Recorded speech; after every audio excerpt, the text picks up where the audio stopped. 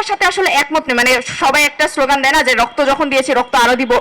মেয়েরা অলরেডি রাজপথে রক্ত দিয়েছে, মেয়েরা অলরেডি তাদের রাজপথে তাদের লড়াই সংগ্রাম করেছে, তাদের ঘাম ঝরিয়েছে, তাদের মূল্যবান সময় দিয়েছে। আমি একজন স্টুডেন্ট, আমার লাইফ থেকে অনেকটা সময় চলে গিয়েছে এই রাজপথে লড়াই সংগ্রাম করতে করতে। আমি চাইবো না বারবার রাজপথে আমার অধিকারের জন্য লড়াই করতে।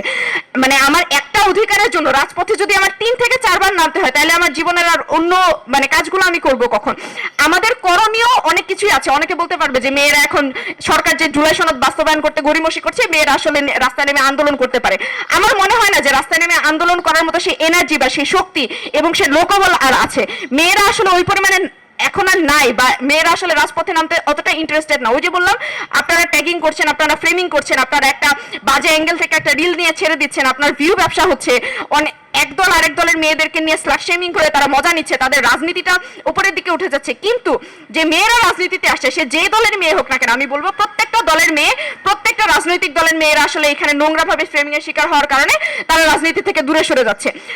সরকার গণভোটের গণরায় বাস্তবায়ন করছে না। কেন করছে না? আমরা তো গণভোট দিয়েছি, আমরা গণভোটের জন্য কাজও করেছি। আমরা দেখেছি যে শুধুমাত্র কোনো রাজনৈতিক দলের মেয়েরা না, অরাজনৈতিক যারা আছে তারাও কাজ করেছে। একজন আরেকজনকে, আমার গ্রামগঞ্জে আমি দেখেছি আমার মা খালা চাচিদেরকে, তারা একজন আরেকজনের সাথে গিয়ে গণভোটের কথাটা বলছে যে আপনারা ভোট দিতে মানে ভোট যাকেই দেন না কেন আপনারা গণভোটে হ্যাঁ দেন। একজন আরেকজনের সাথে উঠান বৈঠকে বা একজনের সাথে সন্ধ্যাবেলায় যখন একজন আরেকজনের বাসায় আসা যাওয়া করে, তখন তারা এই কথাগুলো বলছে। এই যে একজন আরেকজন, সকালবেলা দেখেছি যে আমার মা চাচিরা দল বেঁধে গিয়ে হচ্ছে ভোট কেন্দ্রে গণভোটে হ্যাঁ ভোট দিয়ে এসেছে।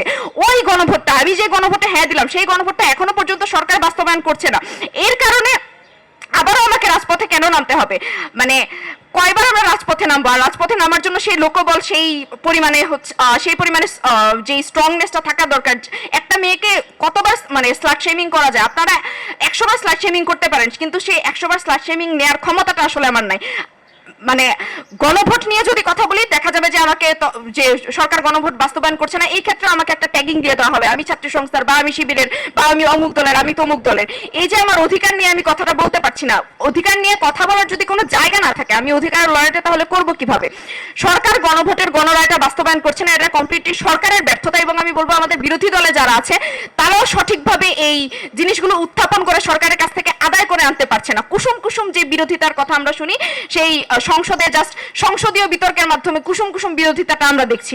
তো সংসদীয় বিতর্ক যদি ওরকম ভাবে স্ট্রংলি করা হয়, বিরোধী দল যদি তৎপর হয়, এবং সরকার দল আসলে বলবো যে আমাদের আগে যে বক্তারা আছেন তারা অলরেডি বলে গেছেন, সরকার দল আসলে এই জুলাইয়ের রক্ত মারিয়ে, জুলাই শহীদদের রক্ত মারিয়ে, জুলাই গণ অভ্যুত্থানে যে মেয়েরা রক্ত দিয়েছে, সেই নারী শহীদদের রক্ত মারিয়ে এখানে এসে বসেছে। জুলাই গণ অভ্যুত্থানের উপরে তৈরি হওয়া জুলাই সনদ এখন তারা বাস্তবায়ন করতে চাচ্ছে না। এটা অবশ্যই মানে যে যায় লঙ্কায় সেই হয় রাবণ, এটার একটা প্রতিফলন আর কি।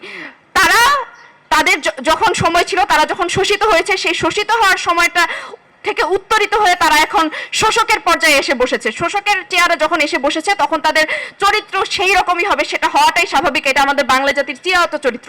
এখান থেকে আমরা কাউকে মানে বের করে আনতে পারতেছি না, এটা আমাদের জাতিগত একটা ব্যর্থতা।